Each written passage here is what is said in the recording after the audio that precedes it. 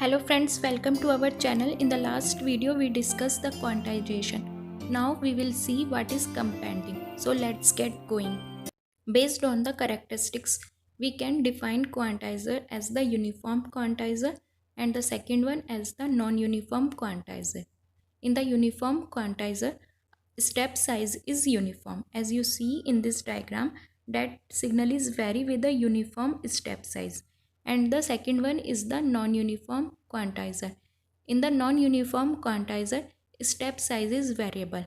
As see in the diagram in which signal is vary with the unequal step size. So the quantization of this kind of signal is very complex. So what we do for the quantization of the non-uniform signal?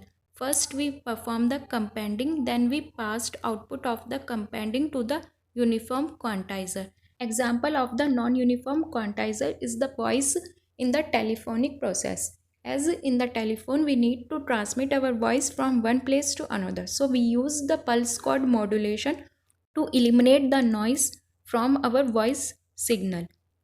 In the voice signal, amplitude is so variable. So we can't get step size as a uniform. So we perform the non-uniform quantizer. So first we discuss what is companding. Companding is the process that is done into the two part. First one is compressor at the transmitter side and the second one is the expander at the receiving side. So what is compressor? Compressor makes input signal increment into the large increment for the small input signal and small increment for the large input signal. What I mean to say is that when input signal is low amplitude, so compressor makes it high, and when output signal is low, it makes its output variable by a small amount. So in this way, it's make the amplitude of the upcoming signal as a constant. And this thing is very clear in this diagram. And expander is just opposite of the compressor. We perform the expanding at the receiver side to get our original signal back as it is. When companding is not performed, we get linear relationship between the input and output. Therefore, overall characteristics between input and output is like that. And we can also get the characteristics when input signal is negative, and this is like that. Companding is done with the help of two laws, that is mu and the A. In the mu law, output is as signum of m ln 1 plus m by mp mu divided by ln 1 plus mu, where the term m by mp defines the input signal. When input signal is less, it depends on the signum term, and when input term is high, it depends on the logarithm terms. So in this way, with the help of input signal amplitude, we can vary the signal amplitude according to our need. In this way, with the help of input signal variable, we perform the companding in the mu and the A law.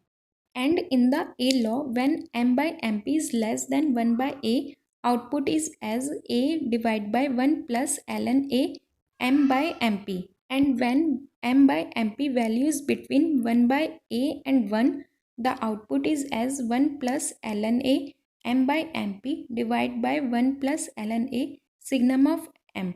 So in this way we can perform the companding. This diagram shows the companding for the mu and the A law. When mu value is 0, we get the linear relationship between input and output. When we want to perform high amount of companding as mu equal to 1000, we get this kind of characteristics.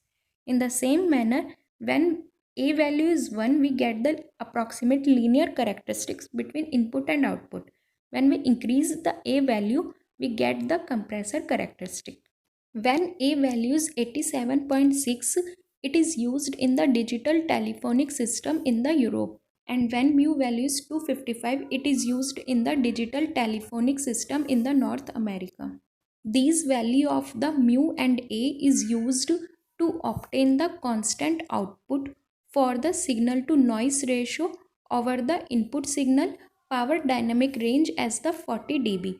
So mean to say is that this value of mu and A is used to reduce noise. Now we will discuss what are the advantage after doing the companding.